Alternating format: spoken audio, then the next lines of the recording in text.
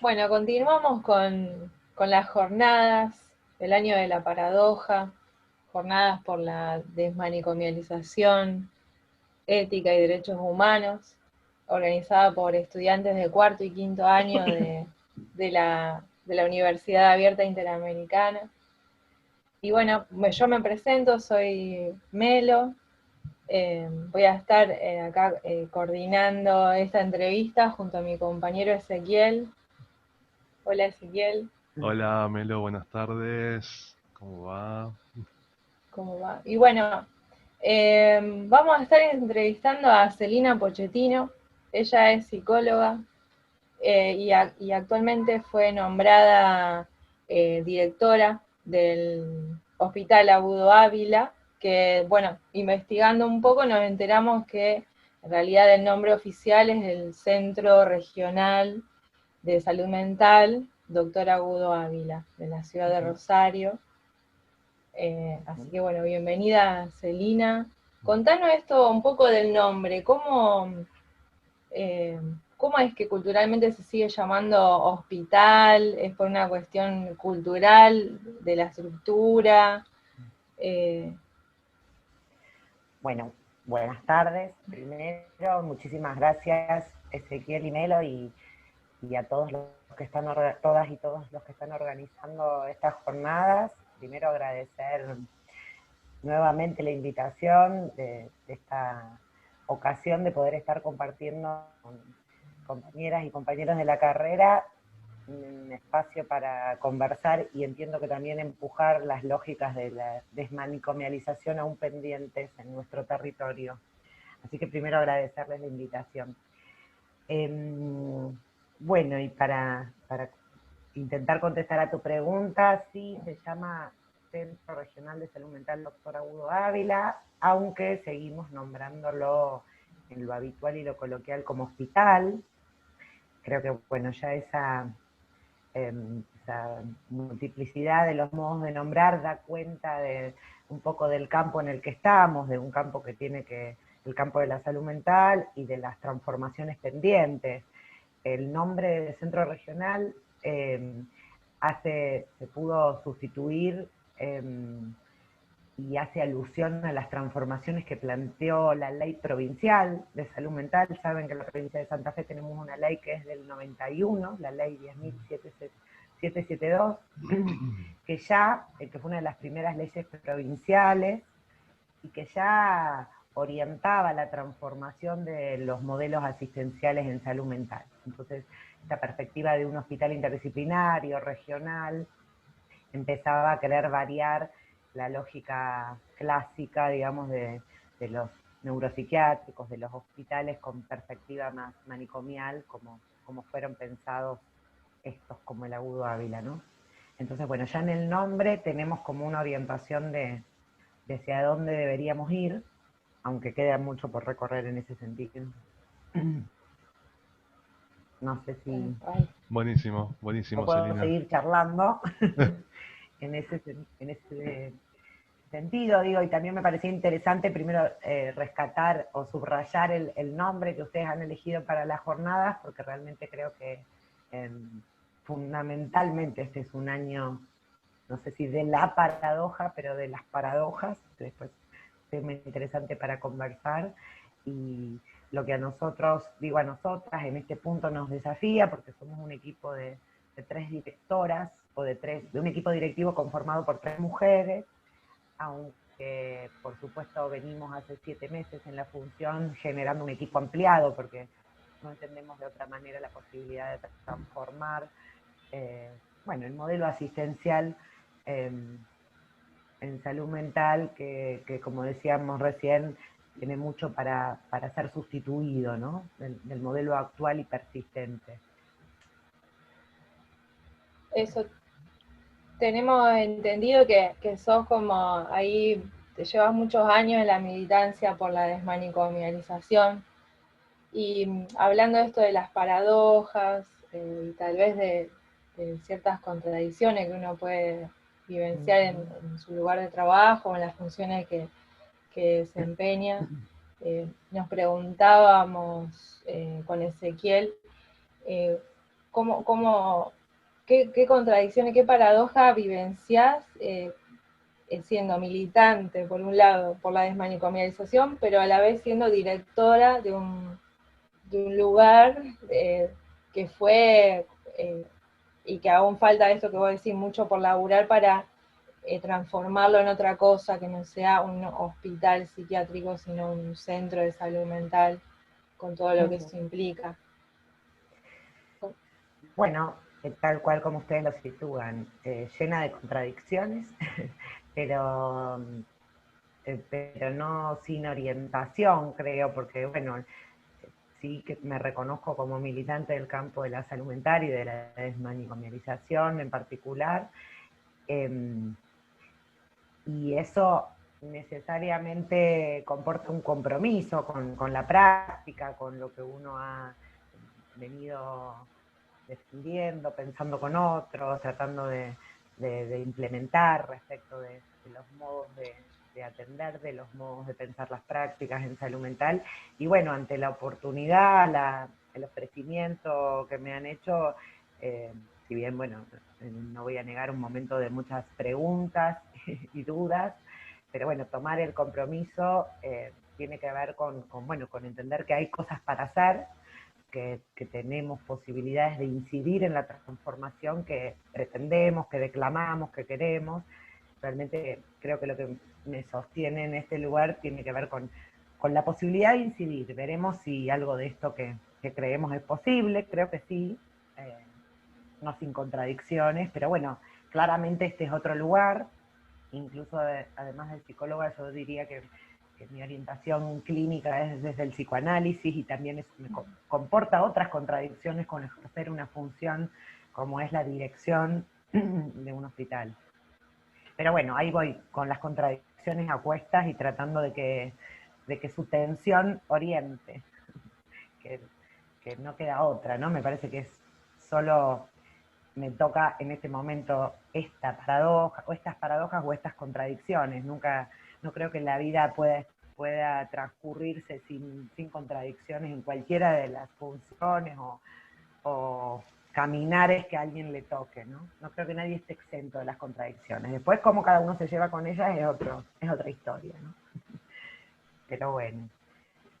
Eso, y ahí para contarles, por supuesto, la pandemia, bueno, no me quiero adelantar en la conversación, pero la pandemia, nosotras asumimos la función con la pandemia ya declarada y en curso, fue el 30 de marzo de este año, y podría decir que ahí se cristalizan las contradicciones, ¿no? Porque si alguien, en la perspectiva de transformación de un hospital monovalente de salud mental, uno dice, así como de principio, hay que abrir a la comunidad, y nos tocó un tiempo donde hay que encerrarse, donde los encierros tienen hasta funciones de cuidado, entonces, bueno, mucho para contarles, pero sí, todo el tiempo transitando contrariedades, contradicciones, paradojas, tratando de orientarnos entre varios para pensar cuáles son los mejores cuidados en este momento, pero ahí estamos.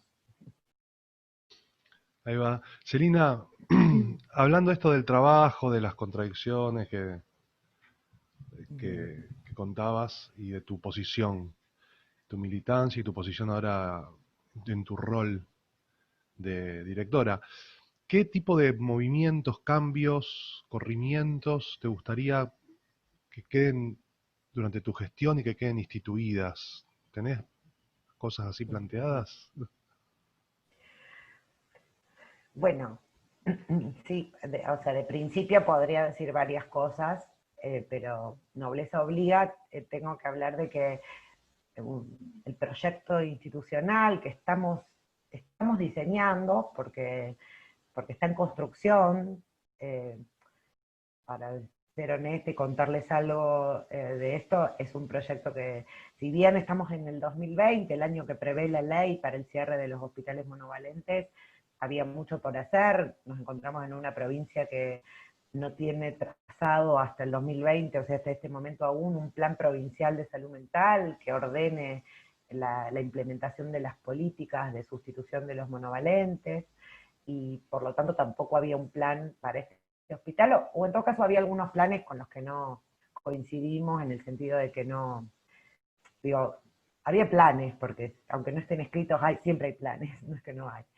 Nosotros estamos diseñando un plan de sustitución de este modelo asistencial, y digo diseñando porque, bueno, nos faltan algunas instancias de pensarlo con otros, si no sería monovalente. Estamos justamente ahora diseñando una estrategia de encuentros, como nos permite esta época, virtuales, como hoy estamos aquí reunidos, pero para poder estar intercambiando y pensando con otros, porque sería, insisto, sería manicomial que el plan de un hospital monovalente para su sustitución lo piense solo el hospital.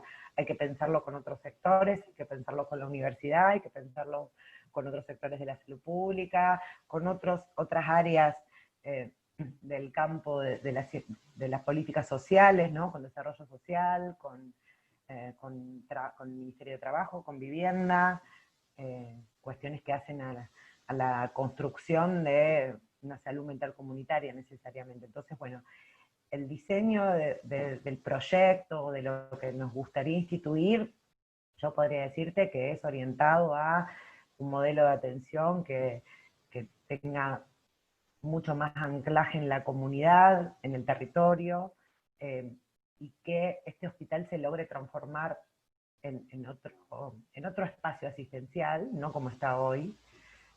Lo que está en discusión es si este hospital se tiene que convertir en un lugar de atención integral, o sea, ir hacia la polivalentización, decimos, de la asistencia, porque necesariamente hay que tener evaluaciones epidemiológicas de qué necesita la red asistencial para atender la crisis. El Agudo Ávila hoy en tiempo de pandemia está cumpliendo una función muy importante para el abordaje de las crisis subjetivas en la ciudad y en la región. Entonces, todos esos datos y ese modo de transitar la pandemia obviamente son insumos para pensar, bueno, hacia dónde orientar las transformaciones. Pero bueno, les decía que la pandemia sirve también para señalar, es como una lupa, dicen varios, varios pensadores y varios con quienes podemos reflexionar en estos tiempos, es como una lupa para mirar cómo está construido el sistema de salud, es como una lupa para ubicar el rol del Estado, para ubicar qué inconvenientes son los lugares de encierro. Nosotros hoy que tenemos una internación, y la internación comporta el encierro, saben ustedes que las instituciones con comunidad cerrada hoy se vuelven un territorio mucho más vulnerable para la pandemia que estamos atravesando. La pandemia viene a señalar lo inconveniente de este tipo de abordajes asistenciales, ¿no? Entonces, la verdad es que lo que querríamos dejar instituido, lo podría precisar un poco más, pero hoy necesariamente estamos rediseñando, porque nos toca atender la contingencia que ha planteado esta pandemia, nos toca atender la problemática de salud mental con las condiciones que tenemos, mejorándolas día a día en estos 7 meses que ya cumplimos en la gestión. Venimos generando espacios de pensar con los trabajadores y las trabajadoras del hospital y con otros más afuera también, para ver cómo vamos rediseñando los modos de cuidar en estos meses que por supuesto no se suspenden las crisis y el sufrimiento. Por lo cual el proyecto más de transformación, más de transformación estructural, diría que está en pleno diseño y esperamos poder avanzar en ese sentido, ¿no? Estarán invitados a pensarlo con nosotros. Me encantó, buenísimo.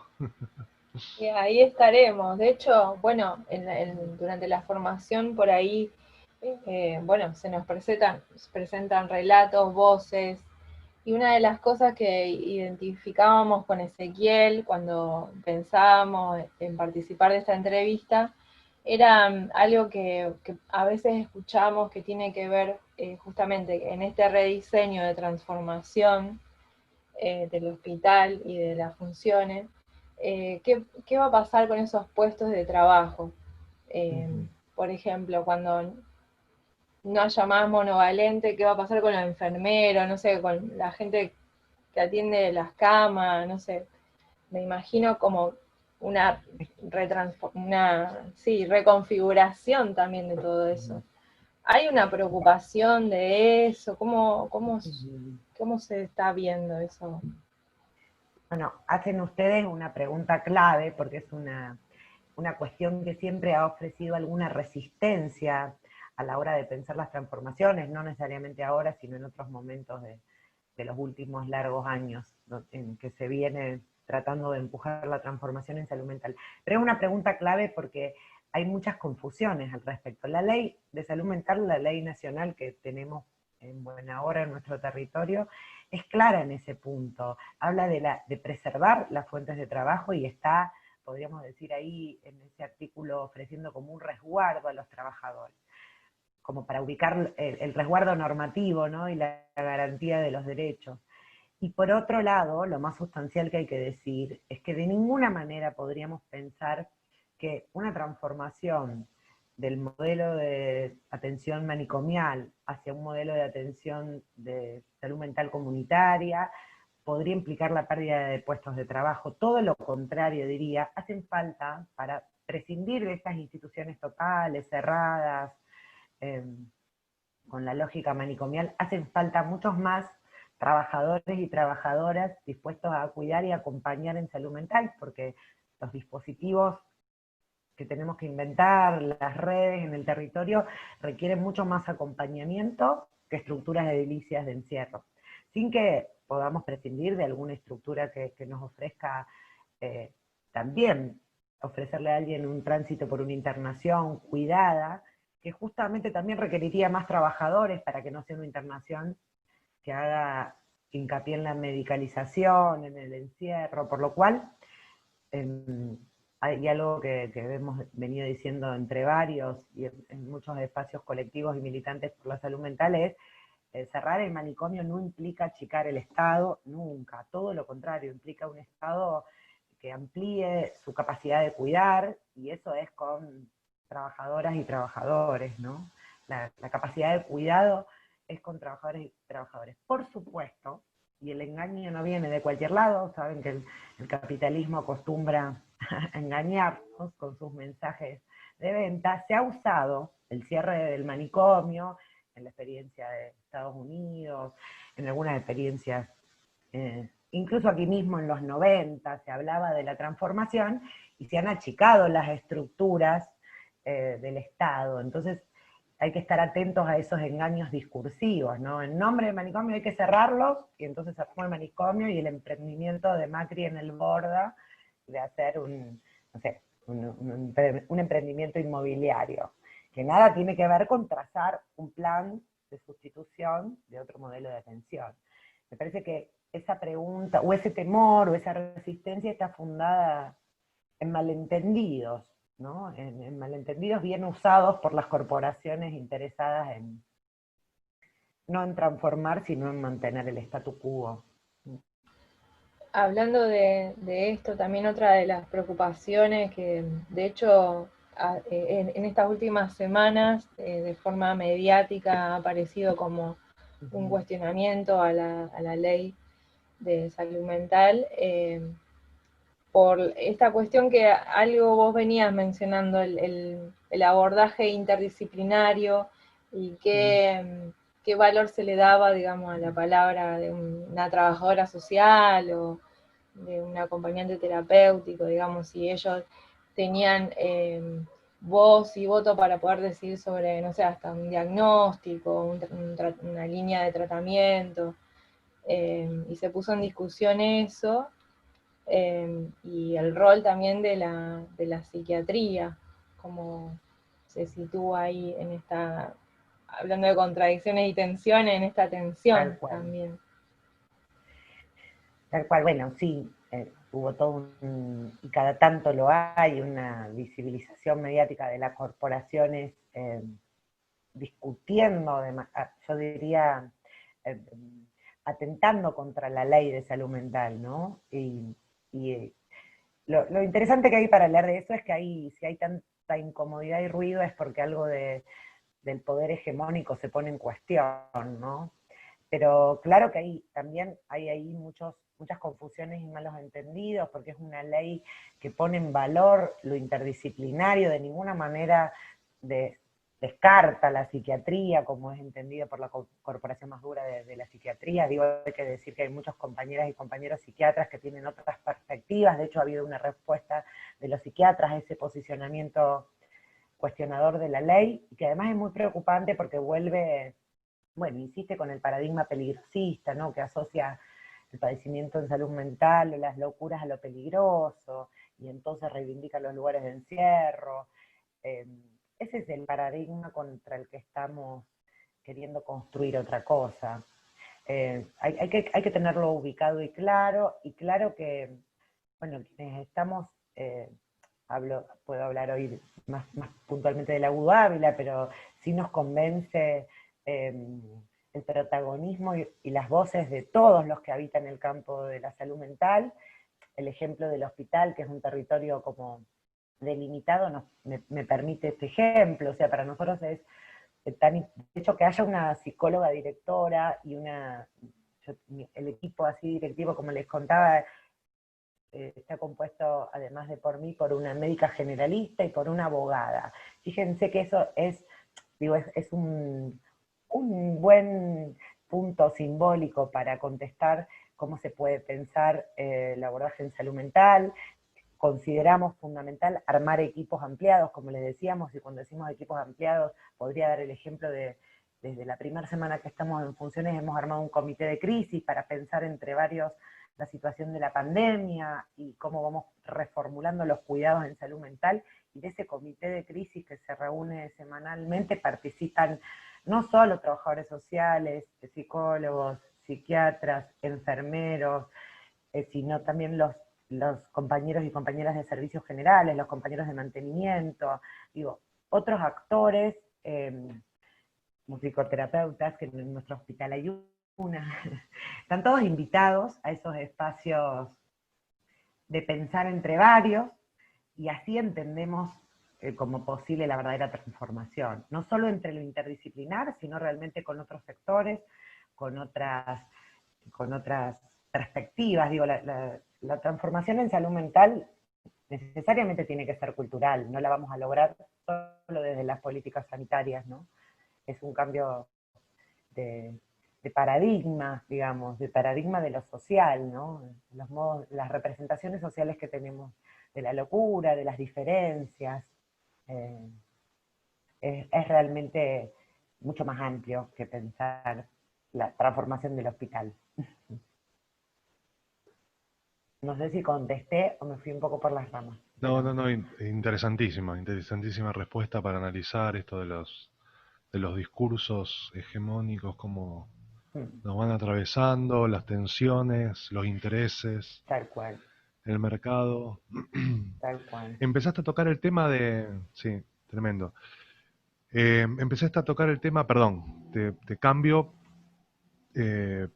no de tema porque ya lo empezaste a tocar, el tema de la pandemia. Nos contabas que tú armaron un comité de crisis, y un poco por este lado viene la pregunta: ¿cómo tuviste que rediseñar tu plan, tu proyecto, ya metiéndonos bien en la problemática de la pandemia, que no es una problemática nada menor? Bueno, como les decíamos, veníamos a diseñar o a desplegar el plan de transformación del manicomio, y necesariamente tuvimos que rediseñar y abocarnos muy intensamente a pensar los cuidados en salud mental en tiempos del COVID, que nos viene a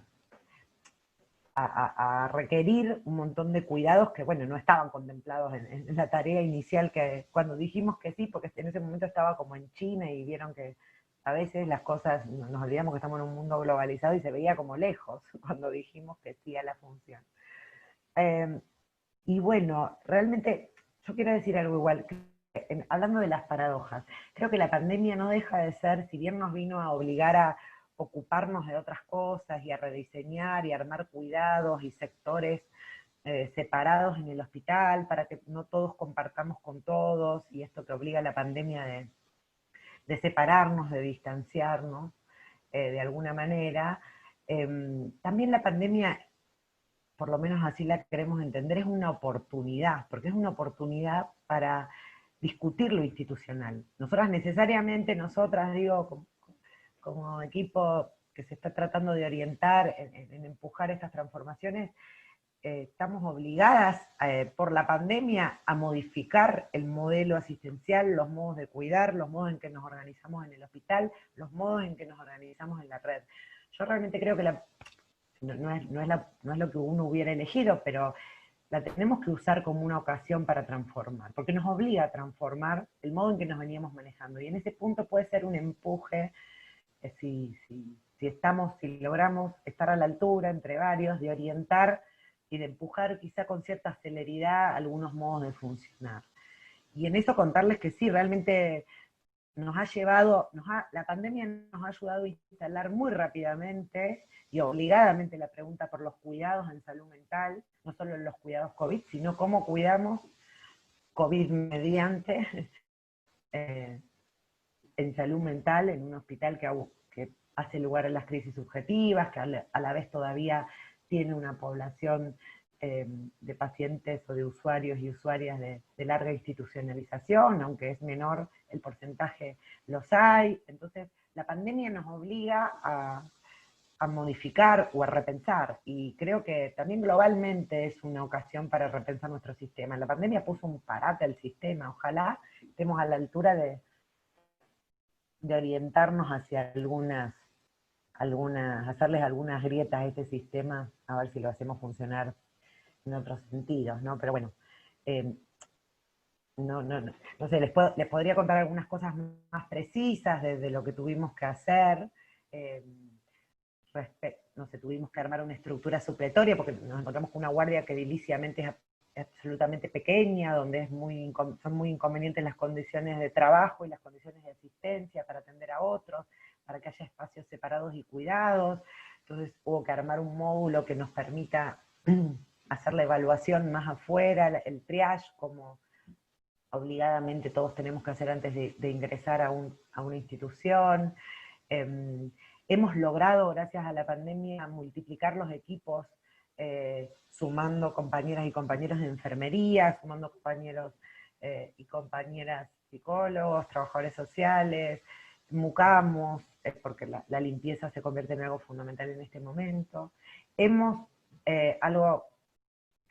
y retomando aquella pregunta que hacían ustedes de qué nos gustaría dejar instituido, bueno, gracias a la pandemia logramos armar ahora 2 equipos de abordaje territorial, quiere decir 2 equipos de atención domiciliaria, que recibimos la crisis en el espacio de la guardia del Agudo Ávila, pero luego se intenta que la internación sea muy breve y luego alguien pueda continuar su proceso asistencial, su acompañamiento, su armado de lazos en su domicilio, y para eso se lo visita. No había equipo de atención territorial en el domicilio.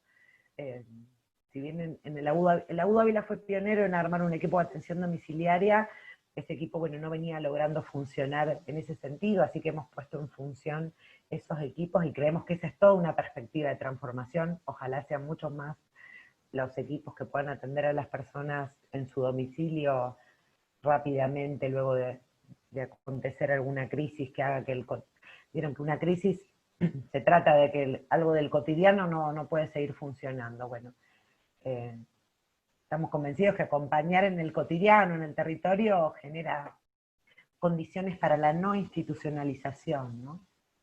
Entonces, bueno, eso creo que es una de las cuestiones que la pandemia nos permitió concretar muy rápido y ojalá, y nos marcan la orientación de hacia dónde queremos ir. Nos vamos a meter a raíz de una nota periodística que quizás no sea muy relevante, pero bueno, a raíz de esa nota periodística que contaba que el servicio de adicciones atravesado por un problema de pago de sueldos y también de que los usuarios no podían acceder a ese servicio por el tema de la pandemia, por supuesto, más allá de que se hayan habilitado líneas telefónicas, pero sabemos que no es lo mismo la presencialidad que la línea telefónica, digamos. algo bastante diferente. Preguntarte cómo se piensa el abordaje en consumo problemático, ya que la salud mental prevé, perdón, ya que la ley de salud mental prevé el abordaje de por momentos la nombra como adicciones, por momentos como consumo problemático. Así que, ¿cómo pensás eso? Nos gustaría. Bueno, lo primero que hay que ubicar es que la ley 26657 se llama de salud mental y adicciones, y tiene de muy importante la ley lo que ubica, que es definitivamente correr del campo de la criminalización a los consumos y ubicar la problemática del consumo dentro de las problemáticas de la salud. Nos parece que eso es algo que en el artículo 4 de la Ley Nacional de Salud Mental queda claramente marcando la orientación de cómo abordar estas cuestiones como problemas de salud, y nos deja teniendo claramente los desafíos de pensar cómo serían los mejores abordajes respecto de esta problemática.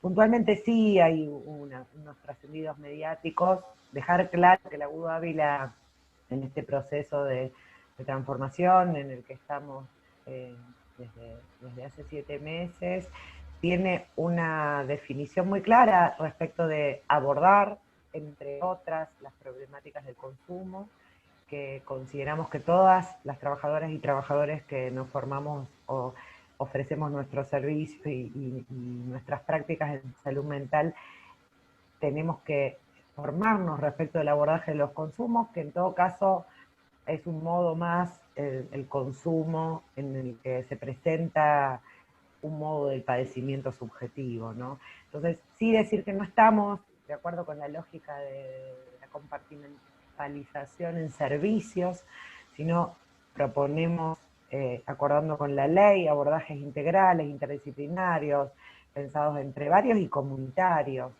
Por supuesto que lo presencial es clave, todos los que somos trabajadores de salud en este tiempo, si bien, bueno, las primeras medidas a todos nos han confundido, las hemos tenido que pensar, consideramos que es fundamental, nos consideramos como trabajadores esenciales, en ese punto acordamos con esa definición que vino a subrayar la pandemia, en el sentido de la función clave que tenemos respecto al cuidado en la garantía del derecho a la salud.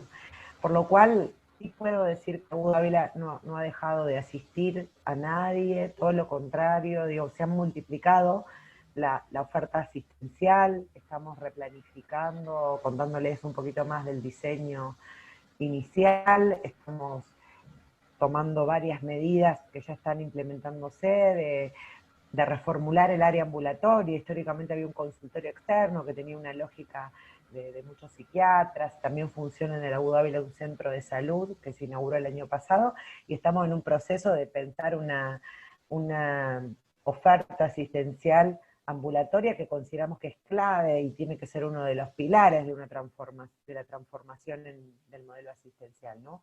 Apostar a que alguien rápidamente pueda continuar un proceso que requiere acompañamiento en un área ambulatoria, y la problemática del consumo es una más entre otras. No creemos en ese punto en las especialidades, y si bien nos tenemos que formar, tenemos que discutir clínicamente, consideramos que hacen falta y multiplicar los espacios de formación, por eso creemos tanto en el vínculo con las universidades, con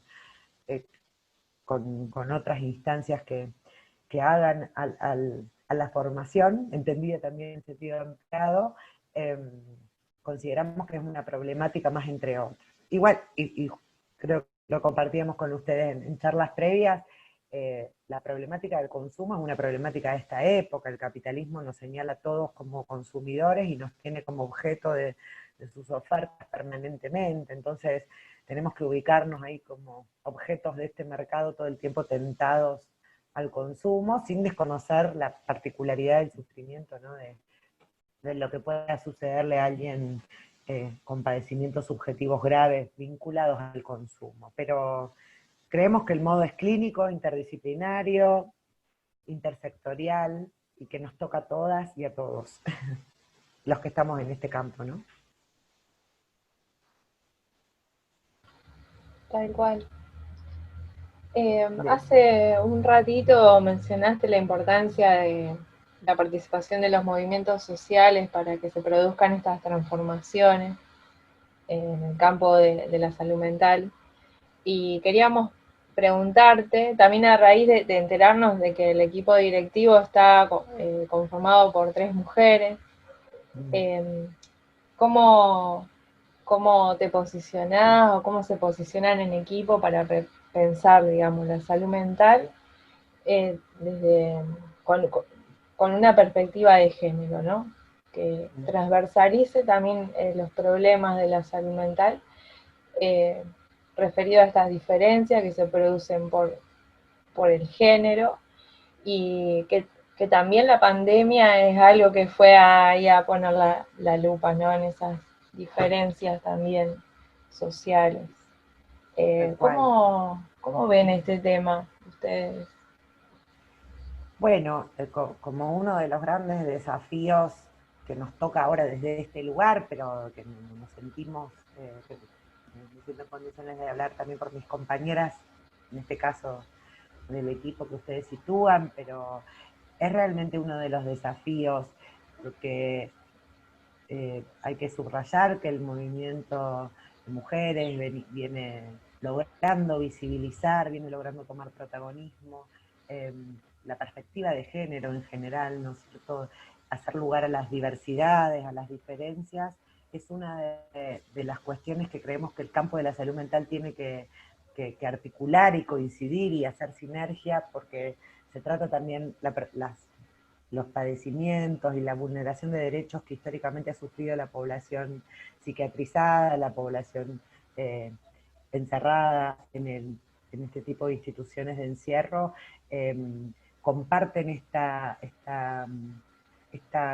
cuestión tan compleja que es que tengamos que, que visibilizar, insisto, porque son problemáticas que tienden a estar escondidas, aplastadas por la corporación que las necesita para seguir desplegando sus negocios, como decíamos hace un rato con esas intencionalidades de la psiquiatría, medicalizando las diferencias o diagnosticando y psicopatologizando. Creo que es una cuestión que particularmente se ve agravada en la población de las mujeres y de las diversidades sexuales, pero es también una problemática muy necesaria de visibilizar y de que sigamos pensando, como vos bien situabas, con las organizaciones sociales, con otros sectores de la sociedad civil, cómo darnos una transformación cultural en este sentido. Por lo cual creo que la perspectiva de género nos viene a invitar al mismo desafío, ahí hay una confluencia de desafío, ¿no?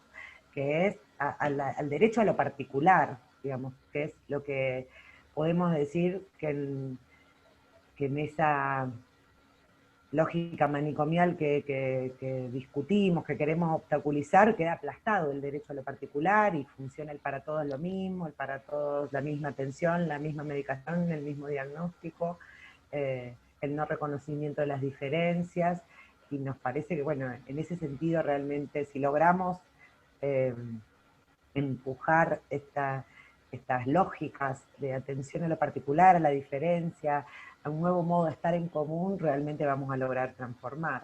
En ese sentido, me parece que, y la pandemia, como también vos situabas, lo viene a ubicar porque nos invita a nuevos modos de estar en común, digo, para parafrasear un poco a Persia, que es alguien que venimos estudiando, leyendo, tratando de orientarnos con sus aportes, pensando con él, por qué no también, pero él habla de esto, de la pandemia como una ocasión para repensar los modos de estar en común, y creemos que los nuevos modos de estar en común necesariamente tienen que hacerle lugar a las diferencias, a las demasías, como dice él, para situar estos modos particulares que cada quien tiene de andar por la vida, ¿no? Y no tratar de meterlos en diagnósticos y ofrecer tratamientos homogeneizantes. Creo que ahí es realmente fundar una nueva política del lazo social, un modo de entender para mí, bueno, y que comparto con varias y varios, por supuesto, la salud mental se trata de lazos sociales, ¿no? Se trata de los lazos, eso, así podría también ser la salud mental comunitaria, de cómo habitamos los lazos, porque digo, también en la misma comunidad nosotros tenemos así como un enamoramiento de lo comunitario, y en lo comunitario también puede haber prácticas manicomiales, opresoras, desconocedoras de la diferencia. Entonces creo que si bien no vamos a subestimar el desafío concreto de transformar la estructura sanitaria asistencial que favorezca otras cosas, se trata, como veníamos charlando con ustedes, de transformaciones de nuestras representaciones sociales, ¿no? De los modos de estar en el mundo, lo que lo hace mucho más complejo y desafiante, ¿no? Igual. Celina, aprovechando que estas jornadas son abiertas, digamos, las organizamos los estudiantes, pero los links los vamos a compartir con todo el mundo, con nuestros familiares, que por ahí nosotros que estamos metidos en el tema, que estamos estudiando, entendemos esto de qué va la desmanicomialización, y vos recién lo situaste ahí de una forma muy concreta y clara, pero en pocas palabras, digamos, lo está viendo mi abuela, le mando un saludo. ¿Cómo le explicamos a mi abuela qué es la desmanicomialización, por ejemplo? Hablando esto de derribar los imaginarios sociales. Derribando muros. Derribando muros. Como bien se nombró ese espacio. A ver, para entender la desmanicomialización quizás sea importante situar de qué se trata la manicomialización, ¿no? ¿Por qué queremos desmanicomializar? Que es desarmar lo manicomial. Y cuando nosotros decimos manicomial, creo que no solo decimos estas instituciones que se han caracterizado por encerrar gente, que así surgen los manicomios, ¿no? Como el lugar donde iban aquellos que eran diferentes, los que no solo que padecían, luego con los años se puede establecer algunas precisiones, pero si no, el que era diferente, el inmigrante, el que hablaba otro idioma, el pobre, el que molestaba al funcionamiento de lo social, ¿no? El que era disonante, sonaba distinto, podríamos decir, al común de lo social. Por eso lo social no es tan benévolo, a veces lo social justamente tiene un orden que oprime, que aplasta, que calla voces. Y eso es el manicomio, por eso el manicomio está también en nuestros modos de pensar, cuando no aceptamos que alguien piense diferente, que alguien se vista diferente, hable diferente, tenga orientaciones diferentes a las del común, ¿no? Entonces, creo que desmanicomializar tiene que ver con, voy y vengo con los dos órdenes que primero se me ocurren, ¿no? Con armar otro modo de atención, que no sea en el hospital, encerrados, y sí vamos a necesitar hospitales, pero abiertos, servicios para la atención más en el barrio, donde alguien que no la pasa bien pueda consultar cerca de su casa, o pueda ser atendido en su casa y acompañado en un mal momento, pero no necesariamente encerrado, y eso es uno de los modos que se me ocurre ahora rápidamente con tu propuesta de explicar qué es la desmanicomialización, y por eso es otro modo de estar en la comunidad, es poder compartir con el que no la pasa bien, con el que tiene algún episodio de angustia, con el que está atravesando la pérdida de alguien. Estamos en una sociedad donde todo tiende a ser medicalizado, ¿no? Alguien está ansioso, alguien está llorando, alguien está angustiado, y para todo existe el fármaco. La industria propone no soportar la angustia y rápidamente salir a taparla. Me parece que, bueno, que desmanicomializar es también eso, es entender que la pandemia nos enseña al respecto. ¿Quién no ha pasado en estos días incertidumbre, que como también vuelvo a citar a Persia, él viene a decir como un modo, que sería el modo de la angustia que es propio de nuestra humanidad, ¿no? Transitar por esos momentos que en general son los momentos que después nos permiten inventar modos de pasar a otra cosa luego de esos momentos. No necesariamente hay que acallarla, obviamente no vamos a esperar estar invadidos por ella, pero sí inventar qué hacer con ella son los desafíos que tenemos para pensar en el campo de la salud mental otras coordenadas.